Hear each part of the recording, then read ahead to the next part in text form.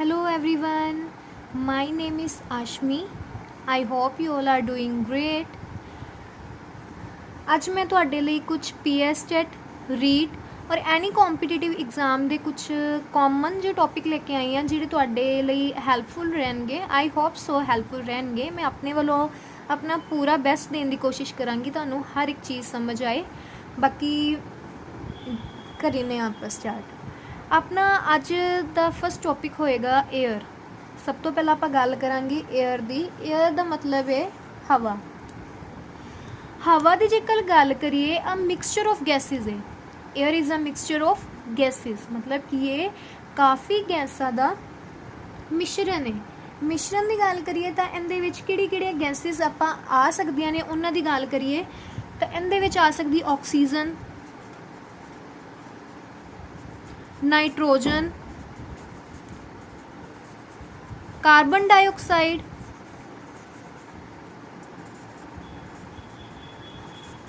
होर दी गल करिए इहदे विच जल वाष्प आ सकते हैं, वाटर वैपर्स, धूलकण आ सकते हैं, मिट्टी आ सकती है, होर काफ़ी चीज़ां इहदे विच इंक्लूड्स होंदियां ने। एक्सैक्ट्रा करके आप इनू इस तरह रिप्रजेंट कर सकते हैं। एयर की गल करिए, air is a mixture of gases. एक काफ़ी गैसां का मिक्सचर है, इहदे विच काफ़ी गैसिज प्रेजेंट होंदियां ने। जेकर आप गल करिए कि हवा का भार हुंदा है या नहीं, हवा का भार हुंदा है या नहीं, देखा जाए तो हवा का भार हुंदा है। जो भी अंदर धरती ते जो भी अंदर प्रैशर हुंदा है ना, या जिन्हों आप कहिए धरातल के अंदर जो दबाव होंदा है ना, उन्होंने आप ही की कहने हवा का भार या फिर air of pressure. Air pressure धरती ते या धरातल के अंदर जो भी भार होंदा है उन्होंने आप कहने एयर प्रैशर। तो जेकर पूछ लिया जाए तुहाडे कोल एयर प्रैशर नूं आप किहदे नाल माप सकते हैं, तो वही की है बैरोमीटर। एयर प्रैशर नूं आपां किहदे नाल माप सकते हैं, मतलब किहदे नाल मैजर कर सकते हैं, वो की है बैरोमीटर। मेन क्वेश्चन इत्थों ही बनता होंदा है कि एयर प्रैशर नूं मापन वाला यंत्र किहड़ा है या किहड़ा मैथड है, वो अपना होएगा बैरोमीटर। इन्नी गल क्लीयर है। सब तो पहला आपां गल कीती सी हवा दी। हवा कई गैसां दा मिश्रण है। इहदे विच काफ़ी सारी गैसिज इंक्लूड होंदियां ने, जिवें ऑक्सीजन हो गई, नाइट्रोजन हो गई, कार्बन डाइऑक्साइड हो गई, होर भी काफ़ी चीज़ां इहदे विच होंदियां ने, मिट्टी हो गई, जल वाष्प हो गए, धूड़कण हो गए। ठीक है। फिर गल करिए कि हवा का एक ना भार हुंदा है। भार क्यों है? क्योंकि इहदे काफ़ी सारी गैसिज होंदियां ने, गैसिज का मिक्सचर है। जिहड़े धरातल के अंदर भार हुंदा है ना, उन्होंने आप एयर प्रैशर कहने आ। जो भी इहदा भार होंदा उन्होंने आप एयर प्रैशर कहने आ। तो जेकर पूछ लिया जाए कि एयर प्रैशर नूं मापिया किहदे नाल जांदा है या मैजर किहदे नाल कीता जांदा है, वो है बैरोमीटर। ये क्वेश्चन बनेगा, ये जरूर तुसीं ध्यान रखना है, बैरोमीटर। उस तो बाद आपां जेकर गल करिए कि एटमोसफेयर विच गैसिज किहड़ियां प्रेजेंट किन्ने अमाउंट विच होंदियां ने, ये भी क्वेश्चन बन जाता होंदा पेपर विच। जेकर आपां नाइट्रोजन की गल करिए, ये पेन चेंज किया ताकि ये चीज़ तुहानूं समझ लग गई कि ये इंपॉर्टेंट है। नाइट्रोजन की गल करिए तो वह कितनी है 78%। जेकर एटमोसफेयर दे विच आपां नाइट्रोजन की गल करिए तो वह कितनी है 78%। ये क्वेश्चन बन जाता होंदा है, आपां नूं इहदी अमाउंट इहदे परसेंटेज याद रखना पड़ेगा। जेकर आप ऑक्सीजन की गल करिए, जिन्हों आपां O2 नाल रिप्रजेंट करते हैं, तो नाइट्रोजन नूं N2O नाल। तो जेकर ऑक्सीजन की गल करिए किन्ने परसेंट होंदी है, तो वह 21% होंदी है। ये गल ध्यान रखनी है। नाइट्रोजन आपने को 78% होंदी है, ऑक्सीजन 21% होंदी है। जेकर कार्बन डाइऑक्साइड पूछ लें, एटमोसफेयर विच आपने कार्बन डाइऑक्साइड कितनी प्रेजेंट होंदी, तो 0.03%। इन्नी गल क्लीयर है। हुण तक मैं एक बार सारा रिपीट करती हाँ। तुहानूं जेकर कोई फास्ट लगे या स्लो लगे मेरी स्पीड, तो लास्ट विच वीडियो के एंड विच मैनूं जरूर दसना, ताकि आप अपनी गलती नूं दोबारा ना दोहराइए, तो इनू आप सही कर लीए। क्लीयर। हुण आप स्टार्टिंग तो गल करते हैं। मैं गल की सी एयर की। एयर मतलब हवा। हवा की गल करिए कि हवा कई गैसां का मिश्रण है, मिक्सचर ऑफ गैसिज है। इहदे विच ऑक्सीजन, कार्बन डाइऑक्साइड, नाइट्रोजन, जल वाष्प, धूड़कण, धूल, मिट्टी, होर काफ़ी चीज़ां इहदे विच इंक्लूड होंदियां ने। ये सिंपल हवा, प्योर हवा नहीं होंदी। ठीक है। उस तो बाद जेकर गल करिए कि धरती के उत्ते जिहड़े धरातल ते जिहड़ा भार हुंदा है, जिन्हों आप एयर प्रैशर कहने, दबाव ही इहनूं आप कह सकते हैं, प्रैशर नूं एयर प्रैशर दबाव ਉਹ ਕਿੰਦੇ ਨਾਲ ਮਾਪਿਆ ਜਾਂਦਾ ਜਾਂ ਕਿੰਦੇ ਨਾਲ ਮੈਜ਼ਰ ਕੀਤਾ ਜਾਂਦਾ, ਉਹ ਆਪਣੇ ਕੋਲ ਯੰਤਰ ਜਾਂ ਫਿਰ ਕੀ ਹੈ ਬੈਰੋਮੀਟਰ। ਇਹ ਕੁਐਸਚਨ ਬਣਦਾ ਹੈ, ਇਸ ਕਰਕੇ ਮੈਂ ਤੁਹਾਨੂੰ ਇੰਪੋਰਟੈਂਟ ਕਿਹਾ ਸੀ ਕਿ ਬੈਰੋਮੀਟਰ ਨਾਲ 에ਅਰ ਪ੍ਰੈਸ਼ਰ ਚੈੱਕ ਕੀਤਾ ਜਾਂਦਾ ਹੈ। ਜੇਕਰ ਉਸ ਤੋਂ ਬਾਅਦ ਆਪਣੇ ਕੋਲ ਪੁੱਛ ਲੈਣ ਕਿ ਆਪਣੇ ਐਟਮੋਸਫੇਅਰ ਵਿੱਚ ਕਿੰਨੇ % ਨਾਈਟ੍ਰੋਜਨ ਹੈ, ਉਹ ਆਪਾਂ ਨੂੰ ਪਤਾ 78%, ਆਕਸੀਜਨ 21%, ਕਾਰਬਨ ਡਾਈਆਕਸਾਈਡ 0.03%। ਇਹ ਮੇਨ ਆਪਾਂ ਨੂੰ 3 ਚੀਜ਼ਾਂ ਹੀ ਜ਼ਰੂਰੀਆਂ ਨੇ। ਬਾਕੀ ਜੇਕਰ ਇਸ ਤੋਂ ਇਲਾਵਾ ਵੀ ਆਪਾਂ ਪੜ੍ਹਨਾ ਹੋਇਆ ਤਾਂ ਆਪਾਂ ਜ਼ਰੂਰ ਪੜ੍ਹਾਂਗੇ। ਬਾਕੀ ਉਹ ਮੇਜਰ ਜਾਂ ਆਪਾਂ ਮਾਈਨਰ ਜੀਆਂ ਕਹੀਏ ਨਾ, ਉਹ ਨਹੀਂ ਪੁੱਛਦੇ ਹੁੰਦੇ। ਮੇਨ ਇਹਨਾਂ ਨੇ ਹਮੇਸ਼ਾ ਜਿੰਨੀਆਂ ਵੀ ਪੁੱਛੀਆਂ ਨੇ ਤਾਂ ਇਹੀ ਤਿੰਨੋਂ ਪੁੱਛੀਆਂ ਨੇ। ਆਈ ਹੋਪ ਕਿ ਤੁਹਾਨੂੰ ਸਾਰਿਆਂ ਨੂੰ ਕਲੀਅਰ ਹੋਏਗਾ। ਚਲੋ ਨੈਕਸਟ ਚਲਦੇ ਹਾਂ ਫਿਰ।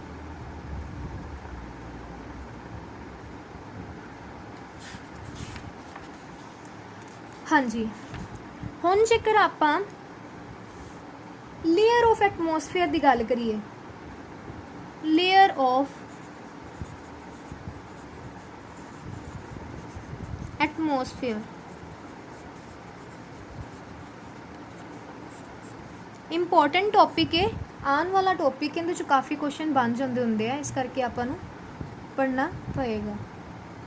Layer of atmosphere, layer of atmosphere ਦੀ ਜੇਕਰ ਆਪਾਂ ਗੱਲ ਕਰੀਏ ਤਾਂ ਸਭ ਤੋਂ ਪਹਿਲਾਂ ਆਪਣੇ ਕੋਲ ਆਉਂਦਾ ਹੈ ਟ੍ਰੋਪੋਸਫੀਅਰ। ਟ੍ਰੋਪੋਸਫੀਅਰ ਪਹਿਲਾਂ ਤੁਹਾਨੂੰ ਇੱਕ ਵਾਰੀ ਚੰਗੀ ਤਰ੍ਹਾਂ ਸਮਝਾਇਆ ਜਾਏਗਾ, ਫਿਰ ਓਵਰਵਿਊ ਤੁਹਾਨੂੰ ਇੱਕ ਡਾਇਗਰਾਮ ਦੇ ਥਰੂ ਵੀ ਸਮਝਾਵਾਂਗੇ। ਸਭ ਤੋਂ ਪਹਿਲਾਂ ਆਪਾਂ ਗੱਲ ਕਰੀਏ ਟ੍ਰੋਪੋਸਫੀਅਰ ਦੀ, ਤੇ ਟ੍ਰੋਪੋਸਫੀਅਰ ਸਭ ਤੋਂ ਪਹਿਲੀ ਲੇਅਰ ਹੈ। ਇਹਦੀ ਤੁਹਾਨੂੰ ਇੱਕ ਸ਼ਾਰਟ ਟ੍ਰਿਕ ਵੀ ਦੱਸਾਂਗੇ ਕਿ ਇਹਨੂੰ ਆਪਾਂ ਕਿਵੇਂ ਯਾਦ ਕਰ ਸਕਦੇ ਹਾਂ। ਟ੍ਰੋਪੋਸਫੀਅਰ ਦੀ ਗੱਲ ਕਰੀਏ, it is a lowest layer. Lowest layer ਮਤਲਬ ਇਹ ਵਾਯੂਮੰਡਲ ਦੀ ਸਭ ਤੋਂ ਹੇਠਲੀ ਪਰਤ ਹੈ। ਜੇਕਰ ਗੱਲ ਕਰੀਏ, it is the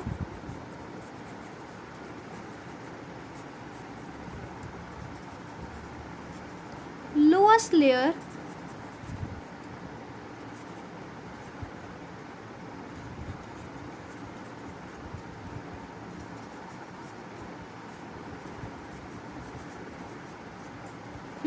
it is the lowest layer and lies close to earth surface। मतलब कि ये वायुमंडल ਦੀ ਸਭ ਤੋਂ ਹੇਠਲੀ ਪਰਤ ਹੈ, ਸਭ ਤੋਂ ਸਟਾਰਟਿੰਗ ਵਾਲੀ ਪਰਤ ਜਿਹਨੂੰ ਆਪਾਂ ਕਹਿ ਸਕਦੇ ਹਾਂ, ਹੇਠਲੀ ਵੀ ਕਹਿ ਸਕਦੇ ਹਾਂ, ਸਟਾਰਟਿੰਗ ਵੀ ਕਹਿ ਸਕਦੇ ਹਾਂ। ਹਾਂਜੀ, आई होप कि ਤੁਹਾਨੂੰ ਕਲੀਅਰ ਦਿਖਦਾ ਪਿਆ ਹੋਏਗਾ, ਜਾਂ ਸ਼ਾਇਦ ਮੈਂ ਜ਼ਿਆਦਾ ਵੱਡਾ ਲਿਖ ਰਹੀ ਹਾਂ। ਨਹੀਂ,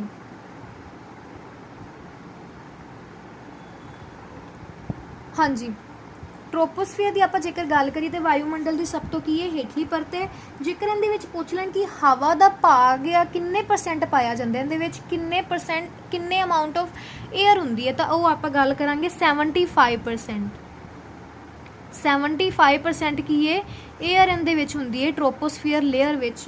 ਠੀਕ ਹੈ, ਜੇਕਰ ਇਹਦੇ ਆਪਣੀ ਧਰਾਤਲ ਤੋਂ ਜਾਂ ਆਪਣੀ ਅਰਥ ਸਰਫੇਸ ਤੋਂ ਦੀ ਉਚਾਈ ਪੁੱਛੀ ਜਾਵੇ, ਹਾਈਟ ਪੁੱਛੀ ਜਾਵੇ, ਹਾਈਟ ਦੀ ਜੇਕਰ ਗੱਲ ਕੀਤੀ ਜਾਵੇ ਤਾਂ ਹਾਈਟ ਇਹਦੀ ਹੁੰਦੀ ਹੈ 10 ਕਿਲੋਮੀਟਰ। ਮਤਲਬ ਆਪਣੇ ਧਰਾਤਲ ਤੋਂ ਇਹਦੀ 10 ਕਿਲੋਮੀਟਰ ਦੀ ਉੱਪਰ ਦੀ ਉਚਾਈ 'ਤੇ ਹੁੰਦਾ। ਠੀਕ ਹੈ, ਐਵਰੇਜ ਹਾਈਟ ਵੀ ਆਪਾਂ ਇਹਨੂੰ ਕਹਿ ਸਕਦੇ ਹਾਂ। ਜੇਕਰ ਇੱਥੇ ਟੈਂਪਰੇਚਰ ਦੀ ਗੱਲ ਕਰੀਏ, ਸਭ ਤੋਂ ਪਹਿਲਾਂ ਤਾਂ ਆਪਾਂ ਕੀ ਗੱਲ ਕੀਤੀ ਹੈ ਕਿ ਵਾਯੂਮੰਡਲ ਦੀ ਸਭ ਤੋਂ ਹੇਠਲੀ ਪਰਤ ਹੈ, ਮਤਲਬ ਲੋਐਸਟ ਲੇਅਰ ਹੈ। ਠੀਕ ਹੈ, ਇਹਦੇ ਵਿੱਚ ਹਵਾ ਦਾ ਪ੍ਰੈਸ਼ਰ ਜਾਂ ਭਾਗ ਕਿੰਨਾ ਪਾਇਆ ਜਾਂਦਾ, ਉਹ 75% ਪਾਇਆ ਜਾਂਦਾ ਹੈ। ਹਾਈਟ ਦੀ ਗੱਲ ਕਰੀਏ ਤਾਂ 10 ਕਿਲੋਮੀਟਰ ਦੀ ਹਾਈਟ 'ਤੇ ਹੈ। ਆਪਣੇ ਧਰਾਤਲ ਦੀ ਉਚਾਈ ਦੀ ਗੱਲ ਕਰੀਏ ਤਾਂ ਫਿਰ ਉਸ ਤੋਂ ਬਾਅਦ ਜੇਕਰ ਆਪਣੇ ਟੈਂਪਰੇਚਰ ਦੀ ਗੱਲ ਕਰੀਏ ਤਾਂ ਟੈਂਪਰੇਚਰ ਇੰਕਰੀਜ਼ ਹੁੰਦਾ ਹੈ ਕਿ ਡਿਕਰੀਜ਼ ਹੁੰਦਾ ਹੈ, ਉਹ ਆਪਾਂ ਗੱਲ ਕਰਨੇ ਆ। ਟੈਂਪਰੇਚਰ ਕੀ ਹੁੰਦਾ ਇੱਥੇ, ਡਿਕਰੀਜ਼ ਹੁੰਦਾ ਹੈ। ਟੈਂਪਰੇਚਰ ਇੱਥੇ ਡਿਕਰੀਜ਼ ਹੁੰਦਾ ਹੈ। ਜੇਕਰ ਇਹਦੀ ਗੱਲ ਕਰੀਏ ਤਾਂ ਇਹਨੂੰ ਆਪਾਂ ਨੋਰਮਲ ਲੈਪਸ ਰੇਟ ਵੀ ਕਹਿ ਸਕਦੇ ਹਾਂ। ਨੋਰਮਲ ਲੈਪਸ ਰੇਟ, ਇਹਨੂੰ ਆਪਾਂ ਨੋਰਮਲ ਲੈਪਸ ਰੇਟ ਵੀ ਕਹਿੰਦੇ ਆ। ਤੇ ਜੇਕਰ ਕੋਈ ਵੀ ਆਪਣੀ ਇਨਵਾਇਰਮੈਂਟ ਸੰਬੰਧੀ ਆਪਣੀ ਬਾਰਿਸ਼ ਹੋ ਗਈ, ਜਿਵੇਂ ਤੂਫਾਨ ਆਉਣਾ, ਠੀਕ ਹੈ, ਕੋਈ ਵੀ ਬੱਦਲ ਦਾ ਬਣਨਾ ਜਾਂ ਬੱਦਲ ਗਰਜਣੇ, ਹੌਟ ਏਅਰ ਬੈਲੂਨ, ਇਹ ਸਾਰੀਆਂ ਚੀਜ਼ਾਂ ਕਿਹਦੇ ਵਿੱਚ ਪਾਈਆਂ ਜਾਂਦੀਆਂ ਨੇ, ਟ੍ਰੋਪੋਸਫੀਅਰ ਵਿੱਚ। Hot air balloon, hot air balloon ਦਾ ਮਤਲਬ ਕੀ ਹੈ, ਜਿਹੜੇ ਬੈਲੂਨ ਆਪਾਂ ਪੈਰਾਸ਼ੂਟ ਵਾਸਤੇ ਯੂਜ਼ ਕਰਦੇ ਹਾਂ ਜਾਂ ਫਿਰ ਪੈਰਾਗਲਾਈਡਿੰਗ ਵਾਸਤੇ ਯੂਜ਼ ਕਰਦੇ ਆ ਹੌਟ 에ਅਰ ਬੈਲੂਨ, ਜਿਹਦੇ ਅੱਗ ਦੇ ਥਰੂ ਆਪਾਂ ਹਵਾ ਵਿੱਚ ਇਹਨੂੰ ਲੈ ਕੇ ਜਾਂਦੇ ਆ, ਉਹਨੂੰ ਆਪਾਂ ਹੌਟ 에ਅਰ ਬੈਲੂਨ ਕਹਿੰਦੇ ਆ। ਇੱਥੇ ਬਾਰਿਸ਼ ਦਾ ਜਿਹੜਾ ਬਣਨਾ ਹੈ, ਤੂਫਾਨ ਦਾ ਆਉਣਾ ਹੈ, ਉਹ ਸਾਰੇ ਟ੍ਰੋਪੋਸਫੀਅਰ ਲੇਅਰ ਦੇ ਵਿੱਚ ਹੀ ਹੁੰਦਾ ਹੈ। ਜਾਂ ਆਪਾਂ ਇਹਨੂੰ ਇਨ ਸ਼ੋਰਟ ਇਹ ਵੀ ਕਹਿ ਸਕਦੇ ਕਿ ਮੌਸਮ ਸੰਬੰਧੀ ਜੋ ਵੀ ਘਟਨਾਵਾਂ ਹੁੰਦੀਆਂ ਨਾ, ਮੌਸਮ ਸੰਬੰਧੀ, ਉਹ ਸਾਰੀਆਂ ਕਿਹਦੇ ਤੇ ਵਾਪਰਦੀਆਂ ਨੇ? ਟ੍ਰੋਪੋਸਫੀਅਰ ਲੇਅਰ ਵਿੱਚ। ਮੌਸਮ ਸੰਬੰਧੀ ਘਟਨਾਵਾਂ, ਮੌਸਮ ਸੰਬੰਧੀ ਘਟਨਾਵਾਂ ਵੀ ਕਿੱਥੇ ਵਾਪਰਦੀਆਂ ਨੇ? ਟ੍ਰੋਪੋਸਫੀਅਰ ਵਿੱਚ। ਹੁਣ ਤੱਕ ਆਪਾਂ ਜੋ ਪੜ੍ਹਿਆ ਆਪਾਂ ਉਹਦੀ ਗੱਲ ਕਰਨ ਜਾ ਰਹੇ ਹਾਂ। ਪਤਾ ਨਹੀਂ ਕਿਉਂ ਇਹ ਸਹੀ ਦਿਖ ਰਿਹਾ ਹੈ ਤੁਹਾਨੂੰ ਕਿ ਨਹੀਂ ਦਿਖ ਰਿਹਾ। ਚਲੋ ਤੇ ਅੱਗੇ ਤੋਂ ਛੋਟਾ ਛੋਟਾ ਲਿਖਦੇ ਹਾਂ। ਲੇਅਰ ਆਫ ਐਟਮੋਸਫੀਅਰ ਦੀ ਆਪਾਂ ਗੱਲ ਕਰ ਰਹੇ ਸੀ। ਲੇਅਰ ਆਫ ਐਟਮੋਸਫੀਅਰ ਵਿੱਚ ਸਭ ਤੋਂ ਪਹਿਲਾਂ ਆਪਣੀ ਆਉਂਦੀ ਹੈ ਟ੍ਰੋਪੋਸਫੀਅਰ। ਟ੍ਰੋਪੋਸਫੀਅਰ ਸਭ ਤੋਂ ਹੇਠਲੀ ਪਰਤੇ, ਲੋਐਸਟ ਲੇਅਰ ਹੈ ਅਰਥ ਸਰਫੇਸ ਦੇ, ਆਪਣੇ ਧਰਾਤਲ ਤੋਂ ਸਭ ਤੋਂ ਹੇਠਲੀ ਪਰਤੇ। ਤੇ ਜੇਕਰ ਇਹਦੇ ਵਿੱਚ ਪੁੱਛ ਲੈਣ ਕਿ ਹਵਾ ਦਾ ਭਾਗ ਕਿੰਨੇ % ਪਾਇਆ ਜਾਂਦਾ ਹੈ ਤਾਂ ਉਹ 75% ਪਾਇਆ ਜਾਂਦਾ ਹੈ। ਜੇਕਰ ਇਹਦੀ ਅਰਥ ਸਰਫੇਸ ਤੋਂ ਹਾਈਟ ਪੁੱਛ ਲੈਣ ਕਿੰਨੀ ਹੈ ਤਾਂ 10 ਕਿਲੋਮੀਟਰ ਹੈ, ਠੀਕ ਹੈ। ਜੇਕਰ ਟੈਂਪਰੇਚਰ ਪੁੱਛ ਲੈਣ ਤਾਂ ਡਿਕਰੀਜ਼ ਹੁੰਦਾ, ਕਿਉਂਕਿ ਇੱਥੇ ਨਾ ਸੂਰਜ ਦੀ ਰੋਸ਼ਨੀ ਕਾਫੀ ਹੁੰਦੀ ਹੈ, ਇਸ ਕਰਕੇ ਟੈਂਪਰੇਚਰ ਕੀ ਹੈ? ਡਿਕਰੀਜ਼ ਰਹਿੰਦਾ ਹੈ। ਇੱਥੇ ਹੌਟ 에ਅਰ ਬੈਲੂਨ ਉੱਡਦੇ ਨੇ ਜਾਂ ਮੌਸਮ ਸੰਬੰਧੀ ਕੋਈ ਵੀ ਘਟਨਾਵਾਂ ਵਾਪਰਦੀਆਂ ਨੇ ਨਾ, ਉਹ ਇੱਥੇ ਹੀ ਟ੍ਰੋਪੋਸਫੀਅਰ ਲੇਅਰ ਵਿੱਚ ਹੀ ਵਾਪਰਦੀਆਂ ਨੇ। ਜਿਵੇਂ ਬਾਰਿਸ਼ ਦਾ ਆਉਣਾ, ਬੱਦਲ ਬਣਨੇ, ਤੂਫਾਨ ਆਉਣਾ, ਕੁਝ ਵੀ ਹੁੰਦਾ ਮੌਸਮ ਸੰਬੰਧੀ ਜੋ ਵੀ ਘਟਨਾਵਾਂ ਹੁੰਦੀਆਂ ਸਾਰੀਆਂ ਟ੍ਰੋਪੋਸਫੀਅਰ ਲੇਅਰ ਵਿੱਚ ਵਾਪਰਦੀਆਂ ਨੇ। ਇਹਨੂੰ ਆਪਾਂ ਨੋਰਮਲ ਲੈਪਸ ਰੇਟ ਨਾਲ ਵੀ ਜਾਣਦੇ ਹਾਂ। ਉਸ ਤੋਂ ਬਾਅਦ ਆਪਣਾ ਸੈਕਿੰਡ ਆ ਗਿਆ ਸਟ੍ਰੈਟੋਸਫੀਅਰ। ਸਟ੍ਰੈਟੋਸਫੀਅਰ, ਆਈ ਹੋਪ ਕਿ ਤੁਹਾਨੂੰ ਪਹਿਲਾ ਟ੍ਰੋਪੋਸਫੀਅਰ ਪੂਰੀ ਤਰ੍ਹਾਂ ਕਲੀਅਰ ਹੋਏਗਾ। ਹੁਣ ਆਪਾਂ ਸਟ੍ਰੈਟੋਸਫੀਅਰ ਦੀ ਗੱਲ ਕਰੀਏ। ਸਟ੍ਰੈਟੋਸਫੀਅਰ ਕੀ ਹੈ? ਹੁਣ ਇਹਦੀ ਜੇਕਰ ਪੁੱਛ ਲੈਣ ਕਿ ਇਹਦੀ ਹਾਈਟ ਕਿੰਨੀ ਹੈ, ਹਾਈਟ ਦੀ ਗੱਲ ਕਰੀਏ। ਹੁਣ ਇਹਦੀ ਹਾਈਟ ਕਿੰਨੀ ਹੈਗੀ ਹੈ? 50 ਕਿਲੋਮੀਟਰ। ਪਹਿਲਾਂ ਅਰਥ ਸਰਫੇਸ ਤੋਂ, ਜਿਵੇਂ ਆ ਦੇਖੋ ਆ ਅਰਥ ਸਰਫੇਸ ਹੈ ਆਪਣਾ, ਇੱਥੋਂ ਦੀ ਜੇਕਰ ਜਾਈਏ ਇੱਥੇ ਪਹਿਲਾਂ 10 ਕਿਲੋਮੀਟਰ ਸੀ ਕਿੰਦੀ? ਟ੍ਰੋਪੋਸਫੀਅਰ ਦੀ। ਫਿਰ ਇਸ ਤੋਂ ਹੋਰ 40 ਉੱਪਰ ਚਲੇ ਗਿਆ, ਮਤਲਬ 50 ਹੋ ਗਿਆ, 50 ਕਿਲੋਮੀਟਰ, ਉਹ ਕਿੰਦੀ ਹੈ? ਸਟ੍ਰੈਟੋਸਫੀਅਰ ਦੀ। ਕਲੀਅਰ? ਮੇਨ ਕੁਐਸਚਨ ਜਿਹੜਾ ਇਹਦੇ ਵਿੱਚ ਤੁਹਾਡਾ ਇਹ ਬਣਨਾ ਹੈ ਕਿ ਓਜ਼ੋਨ ਲੇਅਰ, ਓਜ਼ੋਨ ਲੇਅਰ ਕਿਹੜੀ ਲੇਅਰ ਵਿੱਚ ਮਤਲਬ ਐਟਮੋਸਫੀਅਰ ਦੀ ਪਾਈ ਜਾਂਦੀ ਹੈ? ਉਹ ਕਿਹੜੀ ਹੈ? ਸਟ੍ਰੈਟੋਸਫੀਅਰ। ਇਹ ਤੁਸੀਂ ਧਿਆਨ ਰੱਖਣਾ, ਇਹ ਕੁਐਸਚਨ ਜ਼ਰੂਰ ਬਣੇਗਾ।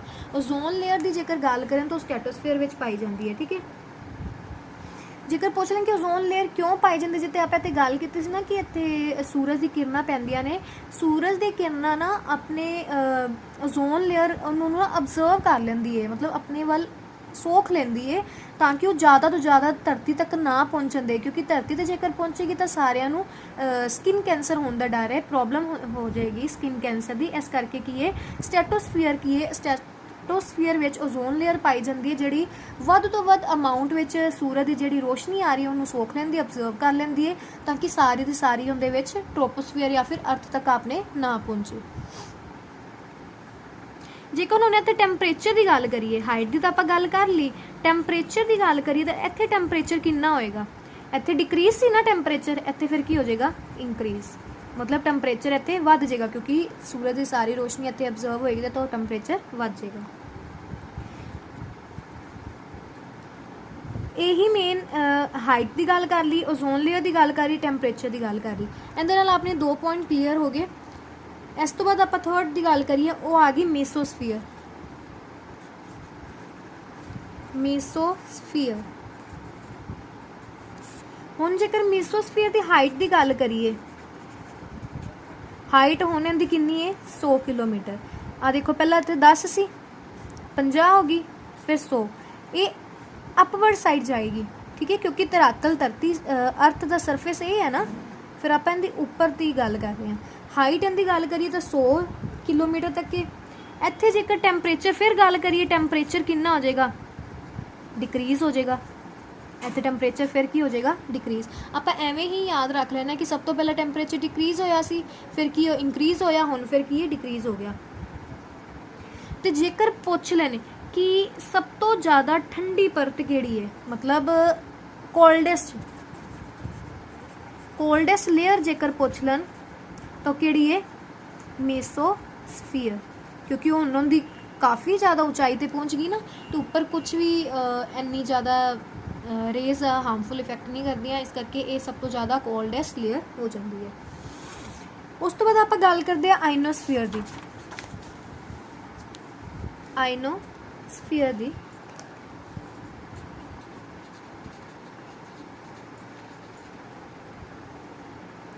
आइनोस्फीयर की जेकर गल करिए आइनोस्फीयर की तो इनकी हुण हाइट कितनी है 500 किलोमीटर। पहला सब तो पहला ट्रोपोस्फीयर की गल करिए तो उनकी हाइट कितनी सी 10 किलोमीटर। स्टैटोस्फीयर की गल करिए 50 किलोमीटर। मीसोस्फीयर की 100 किलोमीटर। तो हुण जेकर लास्ट की आप गल करिए आइनोस्फीयर तो उनकी हाइट कितनी है 500 किलोमीटर। हुण इत्थे जेकर अपना टैंपरेचर गल करिए ना तो टैंपरेचर इंक्रीज़ हुंदा है। टैंपरेचर फिर की हुंदा है इंक्रीज़। हुणे तुहानूं दस्सिआ सी ना एक बारी घटेगा एक बारी वधेगा एक बारी घटेगा फिर एक बारी फिर वधेगा।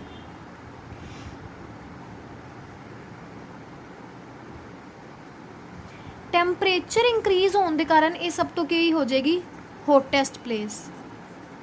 हॉटेस्ट प्लेस क्योंकि इत्थे जिहड़ी सूरज दी किरणां आउणगियां ना जिन्नियां भी आउणगियां वो सारियां इत्थे आके रुक जाणगियां ते इंक्रीज़ टैंपरेचर हो जाएगा। टैंपरेचर इंक्रीज़ दे होण नाल आपां नूं पता है कि धरती गर्म हो जाती है तो इनू आपां हॉटेस्ट लेयर या हॉटेस्ट प्लेस भी कह सकते हैं। जेकर तुहाडे कोल पुछ लैण कि शूटिंग स्टार का मतलब जिहड़ा तारे टुटदे ने ना वो घटना कित्थे वापरदी है तो वो आइनोस्फीयर विच वापरदी है। शूटिंग स्टार घटना कित्थे वापरदी है आइनोस्फीयर विच। फिर जेकर आपां फोन सिग्नल की गल कर लीए फोन सिग्नल फोन दे जिहड़े अपने फोनां दे सिग्नल ने वो की है पहला टावर तक जांदे ने। टावर तो फिर की है सैटेलाइट तक जाते हैं। सैटेलाइट तो फिर वो टावर तक जाते हैं तो फिर वो अपने कोलों अपने फोन में की है साउंड सुनिंदी है। तो ये सारा किहड़े लेयर में हुंदा है ये आइनोस्फीयर की लेयर में हुंदा है। फोन सिग्नल आप किसी नाल भी फोन पर गल करिए फोन सिग्नल सब तो पहला की है वो टावर तक जाएगा सिग्नल फिर सैटेलाइट तक पहुँचेगा। सैटेलाइट तो फिर अपने जिहड़े नेड़े दे टावर होएगा तां ही तो आप दूर दूर गल्लां भी कर सकते हैं ना काफ़ी देर तक या किन्नी भी दूर होई आप गल कर सकते हैं। वो टावर तो फिर फोन तक अपने को साउंड पहुँचती है या इनू आप इन शॉर्ट कह सकते हैं कि लेयर ऑफ कम्यूनीकेशन गलबात करन लई। इन्नी गल क्लीयर है। हुण आप किन्ना की पढ़िया सी पता नहीं कि वो वीडियो सेट नहीं हो रही। चलो आइनोस्फीयर की गल करिए हाइट इनदी है 500 किलोमीटर। टैंपरेचर इत्थे आके इंक्रीज़ हो जाता है तो ये हॉटेस्ट प्लेस हो जाती। सब तो ज़्यादा हॉटेस्ट पुछन तो वो आइनोस्फीयर है तो जेकर सब तो ज़्यादा कोल्डेस्ट पुछ लैन अपने कोल तो की है मेसोस्फीयर। तो शूटिंग स्टार घटना कित्थे वापरदी है आइनोस्फीयर विच। फोन सिग्नल या लेयर ऑफ कम्यूनीकेशन की गल करिए तो वो आपने इत्थे वापरदी है। हुण मैं तुहानूं एक शॉर्ट डायग्राम के थ्रू सारा एक बारी रिवाइज करवा देनी है ताकि तुहानूं क्लीयर हो जाए कोई भी प्रॉब्लम ना रह जाए। आप देखते हैं एक बारी। हाँ जी सब तो पहला आप गल करिए ये है अर्थ। ज़्यादा ही वड्डी बना ली अर्थ ठीक है। अर्थ तो बाद गल करिए ये अपने को सब तो पहली लेयर आ गई ट्रोपोस्फीयर। ट्रोपोस्फीयर ट्रोपोस्फीयर तो बाद एक लेयर आ गई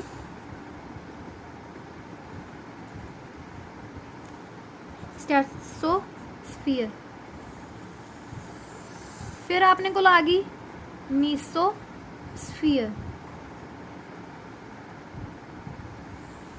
फिर आपने को आ गई आइनोस्फीयर। आइनोस्फीयर सब तो पहला आप टैंपरेचर की गल करते हैं।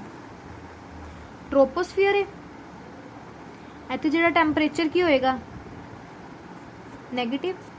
इत्थे की होएगा अपना टैंपरेचर पॉजिटिव। इत्थे फिर अपना टैंपरेचर नैगेटिव होएगा इत्थे अपना टैंपरेचर फिर पॉजिटिव होएगा।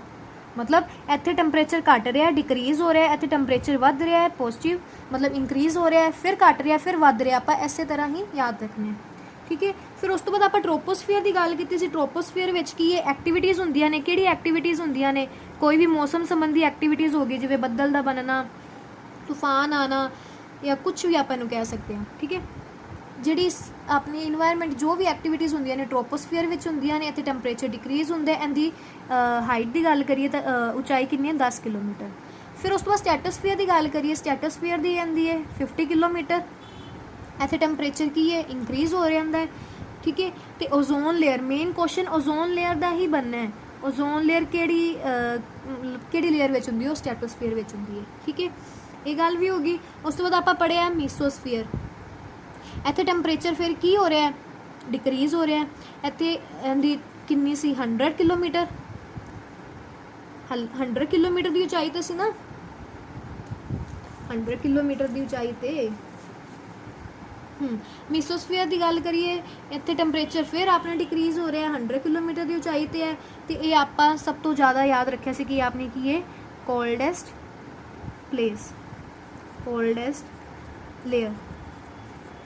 ਫਿਰ ਆਈਨੋਸਫੀਅਰ ਦੀ ਗੱਲ ਕਰੀਏ, ਇਹਦੀ 500 ਕਿਲੋਮੀਟਰ। ਇੱਥੇ ਟੈਂਪਰੇਚਰ ਕੀ ਹੋ ਜਾਂਦਾ ਹੈ ਜ਼ਿਆਦਾ, ਮਤਲਬ ਇੰਕਰੀਜ਼ ਹੋ ਜਾਂਦਾ ਹੈ। ਤੇ ਆਪਣੀ ਸਭ ਤੋਂ ਕਿਹੜੀ ਹੋ ਜਾਂਦੀ ਹੈ ਹੋਟੈਸਟ ਲੇਅਰ, ਹੋਟੈਸਟ ਲੇਅਰ। ਤੇ ਜੇਕਰ ਪੁੱਛ ਲੈ ਤੇ ਹੁੰਦਾ ਕੀ ਹੈ ਸ਼ੂਟਿੰਗ ਸਟਾਰ ਘਟਨਾ ਵਾਪਰਦੀ ਹੈ ਤੇ ਕਮਿਊਨੀਕੇਸ਼ਨ ਵਾਸਤੇ ਹੈ, ਠੀਕ ਹੈ, ਕਮਿਊਨੀਕੇਸ਼ਨ। ਇੱਕ ਵਾਰੀ ਮੈਂ ਰਫ ਜੀ ਡਾਇਗਰਾਮ ਬਣਾਈ ਸੀ ਤਾਂ ਕਿ ਤੁਹਾਨੂੰ ਸਾਰਾ ਕਲੀਅਰ ਹੋ ਜਾਏ। ਮੇਨ ਗੱਲਾਂ ਇੱਕ ਵਾਰੀ ਫਿਰ ਸਮਝ ਲਓ, ਫਿਰ ਉਸ ਤੋਂ ਬਾਅਦ ਆਪਾਂ ਨੈਕਸਟ ਚੱਲਦੇ ਹਾਂ।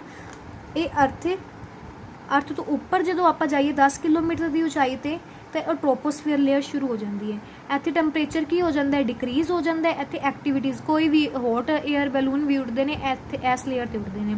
ਫਿਰ ਉਸ ਤੋਂ ਬਾਅਦ ਇਸ ਤੋਂ ਉੱਪਰ ਜਾਈਏ ਤਾਂ 50 ਕਿਲੋਮੀਟਰ 'ਤੇ ਇੱਥੇ ਟੈਂਪਰੇਚਰ ਇੰਕਰੀਜ਼ ਹੋ ਜਾਂਦਾ, ਸਟ੍ਰੈਟੋਸਫੀਅਰ ਆ ਜਾਂਦੀ ਹੈ। ਓਜ਼ੋਨ ਲੇਅਰ ਇੱਥੇ ਹੁੰਦੀ ਹੈ ਜਿਹੜੀ ਆਪਣੀ ਧਰਤੀ 'ਤੇ ਸੂਰਜ ਦੀਆਂ ਪੈ ਰਹੀਆਂ UV ਰੇਜ਼ ਤੋਂ ਆਪਾਂ ਨੂੰ ਪ੍ਰੋਟੈਕਟ ਕਰਦੀ, ਜਿਹਦੇ ਨਾਲ ਆਪਾਂ ਨੂੰ ਸਕਿਨ ਕੈਂਸਰ ਹੋ ਸਕਦਾ ਹੈ। ਫਿਰ ਉਸ ਤੋਂ ਬਾਅਦ ਆਪਾਂ ਮੀਸੋਸਫੀਅਰ ਦੀ ਗੱਲ ਕਰੀਏ ਤੇ ਟੈਂਪਰੇਚਰ ਫਿਰ ਕੀ ਹੋ ਰਿਹਾ ਡਿਕਰੀਜ਼ ਹੋ ਰਿਹਾ, 100 ਕਿਲੋਮੀਟਰ ਦੀ ਉਚਾਈ ਤੇ ਕੋਲਡੈਸਟ ਲੇਅਰ ਹੋ ਜਾਂਦੀ ਹੈ। ਉਸ ਤੋਂ ਬਾਅਦ ਜੇਕਰ ਆਈਨੋਸਫੀਅਰ ਦੀ ਗੱਲ ਕਰੀਏ ਤੇ ਟੈਂਪਰੇਚਰ ਫਿਰ ਆਪਣਾ ਕੀ ਹੋ ਰਿਹਾ ਇੰਕਰੀਜ਼ ਹੋ ਰਿਹਾ 500 ਕਿਲੋਮੀਟਰ ਤੇ। ਅਤੇ ਕਮਿਊਨੀਕੇਸ਼ਨ ਪਰਪਸ, ਜਿਵੇਂ ਆਪਾਂ ਫੋਨ ਸਿਗਨਲ ਦੀ ਗੱਲ ਕੀਤੀ ਸੀ, ਟਾਵਰ ਦੀ ਗੱਲ ਕੀਤੀ ਸੀ, ਸਟਾਰ ਦੀ ਗੱਲ ਕੀਤੀ ਸੀ, ਸੈਟੇਲਾਈਟ ਤੋਂ ਜਾ ਕੇ ਫਿਰ ਟਾਵਰ ਤੇ ਆਪਣੇ ਕੋਲੋਂ ਪਹੁੰਚਦਾ ਹੈ ਸਿਗਨਲ। ਫਿਰ ਉਸ ਤੋਂ ਬਾਅਦ ਆਪਣੇ ਫੋਨ ਤੱਕ ਸਾਊਂਡ ਆਉਂਦੀ ਹੈ। ਲੇਅਰ ਆਫ ਕਮਿਊਨੀਕੇਸ਼ਨ ਹੈ ਤੇ ਸ਼ੂਟਿੰਗ ਸਟਾਰ ਘਟਨਾ ਇੱਥੇ ਵਾਪਰਦੀ ਹੈ। ਆਈ ਹੋਪ ਕਿ ਤੁਹਾਨੂੰ ਇੰਨਾ ਜ਼ਰੂਰ ਕਲੀਅਰ ਹੋ ਜਾਏਗਾ। ਨੈਕਸਟ ਆਪਾਂ ਜੇਕਰ ਗੱਲ ਕਰੀਏ ਓਜ਼ੋਨ ਲੇਅਰ, ਓਜ਼ੋਨ ਲੇਅਰ ਦਾ ਆਪਾਂ ਇੰਨਾ ਹੀ ਯਾਦ ਰੱਖਣਾ ਹੈ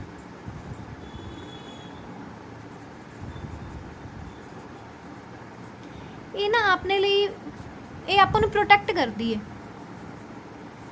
ਆਪਾਂ ਇਹ ਯਾਦ ਰੱਖਣਾ ਹੈ ਇਹ ਜਿਹੜੀ ਹੈ ਨਾ ਓਜ਼ੋਨ ਲੇਅਰ ਇਹ ਆਪਾਂ ਨੂੰ ਪ੍ਰੋਟੈਕਟ ਕਰਦੀ ਹੈ। ਓਜ਼ੋਨ ਪਰਤ ਜਿਹੜੀ ਵੀ ਹੈਗੀ ਨਾ ਆਪਣੇ ਲਈ ਇੱਕ ਸੁਰੱਖਿਆ ਕਵਚ ਦਾ ਕੰਮ ਕਰਦੀ ਹੈ। ਕਿ ਜਿਸ ਤਰ੍ਹਾਂ ਆਪਾਂ ਮੈਂ ਤੁਹਾਨੂੰ ਹੁਣੇ ਦੱਸਿਆ ਕਿ ਕੋਈ ਵੀ ਸੂਰਜ ਤੋਂ ਪੈਰਾਵੈਂਗਨੀ ਕਿਰਨਾਂ ਜਾਂ UV ਰੇਜ਼ ਜਿਹਨੂੰ ਕਹਿ ਰਹੇ ਆ ਨਾ, ਉਹ ਜਦੋਂ ਆਉਂਦੀਆਂ ਨੇ ਨਾ ਆਪਣੇ 'ਤੇ ਪੈਂਦੀਆਂ ਨੇ ਤਾਂ ਉਹ ਆਪਣੇ ਲਈ ਬਹੁਤ ਜ਼ਿਆਦਾ ਹਾਰਮਫੁਲ ਨੇ।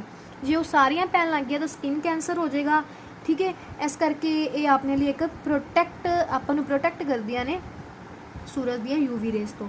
ਫਿਰ ਆਪਾਂ ਗੱਲ ਕਰੀਏ ਗ੍ਰੀਨ ਹਾਊਸ ਇਫੈਕਟ ਦੀ। Green house effect,